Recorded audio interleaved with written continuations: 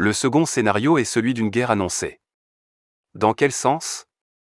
Devant l'intransigeance de Kinshasa, l'économie rwandaise qui est alimentée à 60% par les pillages des ressources minières au Congo, à 30% par des aides internationales et à 10% par l'agriculture, principalement le café et le thé, dont une partie provenait aussi du Congo de manière clandestine, connaîtra inexorablement un déclin accéléré, entraînant par voie de conséquence l'affaiblissement interne du régime FPR de Kagame et sa démystification.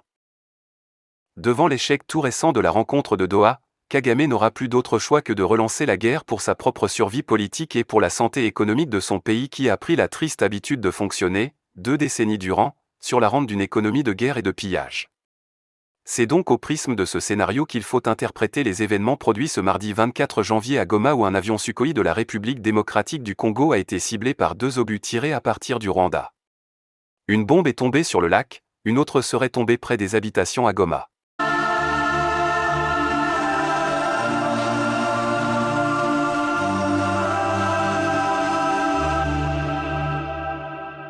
Beaucoup n'ont pas perçu le sens profond du zèle diplomatique des Émirats du Qatar à vouloir réconcilier Kagame avec Tshisekedi. Ce rôle d'entre-gens n'est pas sans intérêt. Il y a quelques années en effet le Qatar a financé de 60% des capitaux dans le lancement de la compagnie aérienne Rwandair qui se veut en fait une filiale de Qatar Airways. Et il ne s'est pas arrêté là.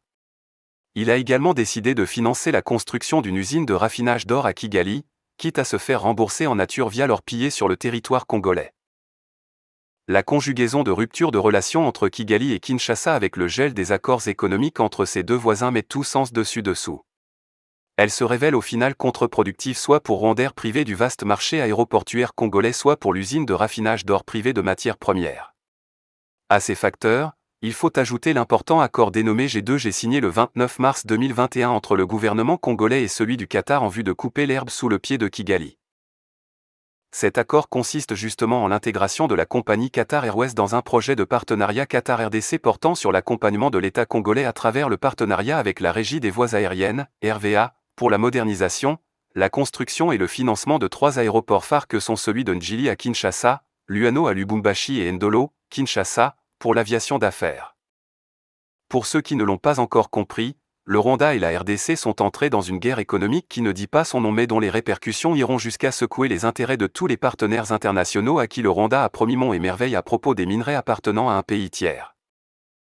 Entre le Qatar, le Rwanda et la République démocratique du Congo se dessine donc un triangle de Bermude, une zone à haute tension diplomatique et militaire où risque de disparaître des économies dites faussement émergentes. Une zone de tous les risques dont l'avenir pourra nous réserver 2 scénarios d'issue. Le premier serait que la République démocratique du Congo soit en train de gagner la guerre contre le Rwanda non pas par la force des canons mais par une campagne agressive de sensibilisation de l'opinion publique et par l'asphyxie économique des canaux illicites et illégaux d'enrichissement rwandais. Kinshasa est en train d'étrangler le Rwanda en empêchant son portefeuille de se gonfler. Si la République démocratique du Congo réussit à rester ferme sur ses positions de refus de dialogue avec le Rwanda tant que ce dernier maintiendra ses forces militaires sur le territoire congolais et que surtout il réussit à convaincre les partenaires internationaux de la non-nécessité de passer par Kigali pour commercer les matières premières du Congo, alors l'on serait à un pas d'une nouvelle ère politique et sécuritaire dans la région des Grands Lacs. Le second scénario est celui d'une guerre annoncée.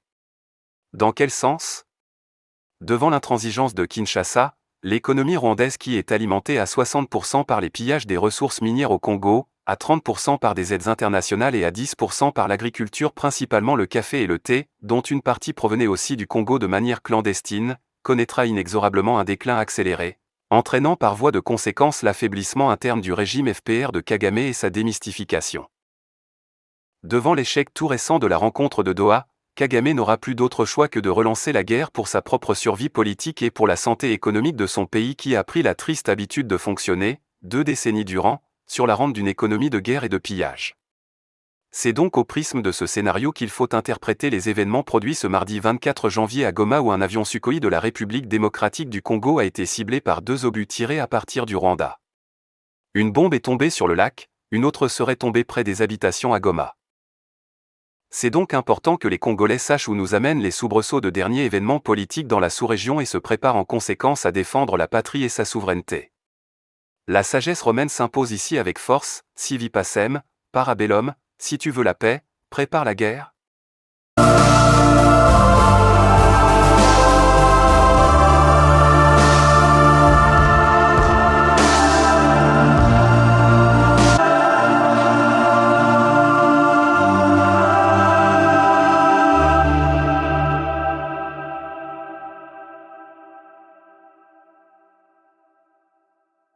Panike sai deja muvile hapa Morompo deja sai Rwanda inaswatisha misile ya Kongo hapa sai mwai ma 17h sai hapa Mgoma.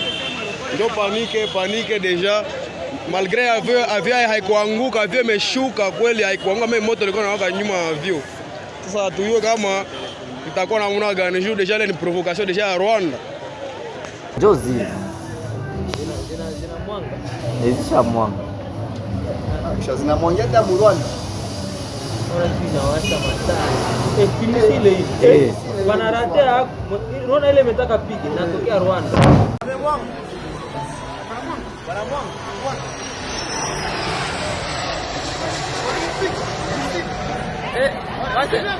Wache pigi. Bana tire yako bro. Vita. Não deixa. Posso encher com ele?